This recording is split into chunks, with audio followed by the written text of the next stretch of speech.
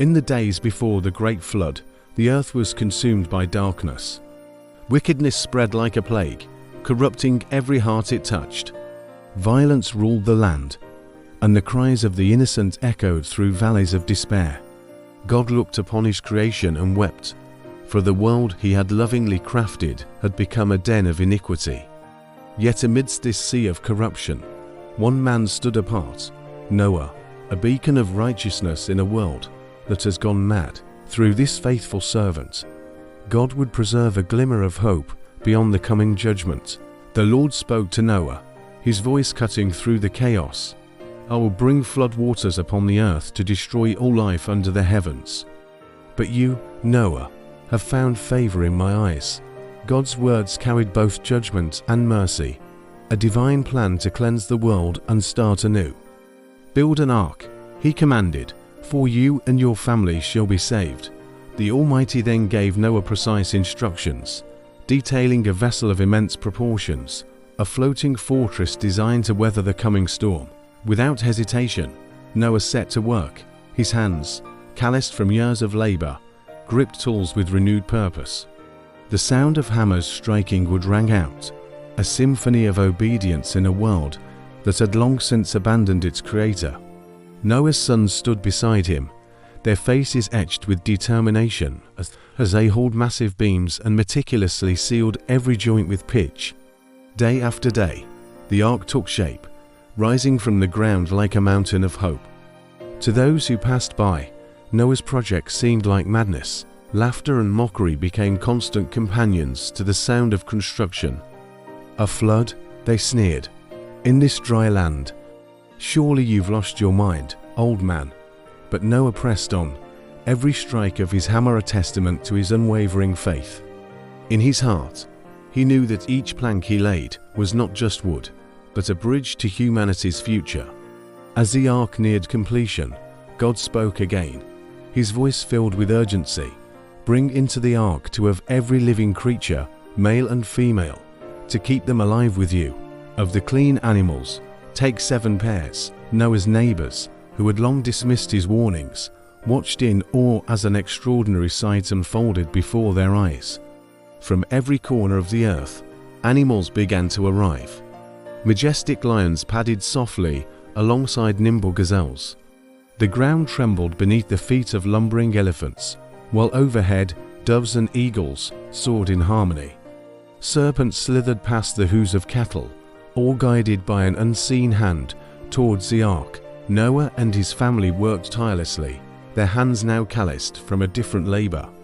They gathered food, grains, fruits, and plants, enough to sustain both human and beast through the long days ahead.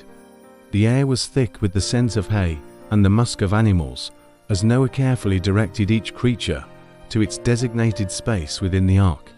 Some onlookers, their hearts softening at the sight of this animal procession, began to wonder if perhaps Noah's warnings held truth. Yet for most, the spectacle remained nothing more than an amusing diversion, their hearts too hardened to heed the final call to repentance.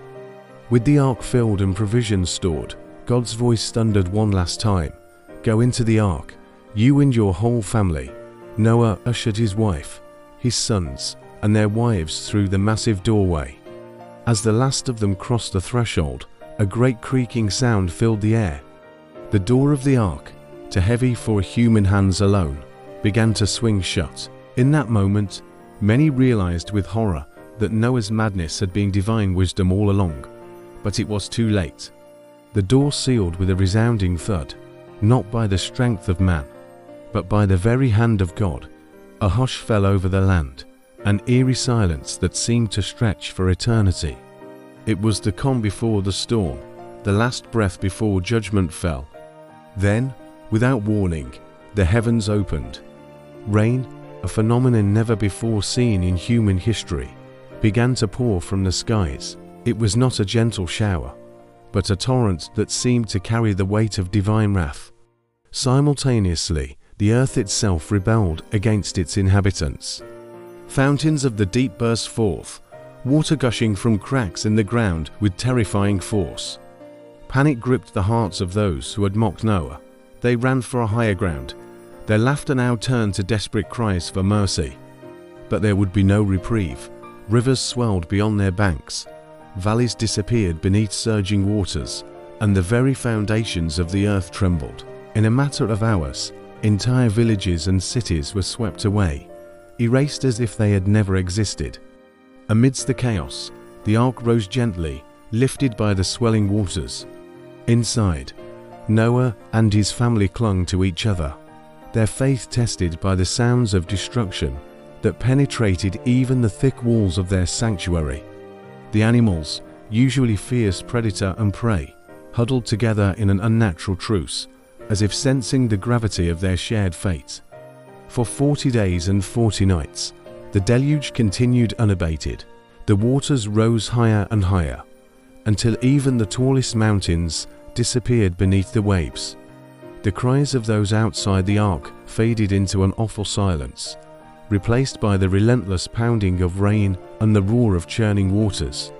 The earth, once teeming with life and wickedness, now lay submerged, a watery grave for all who had turned their backs on their Creator. Inside the ark, Noah's family faced their own trials, the constant motion of the waters, the cramped quarters, and the responsibility of caring for every species of animal tested their resolve daily.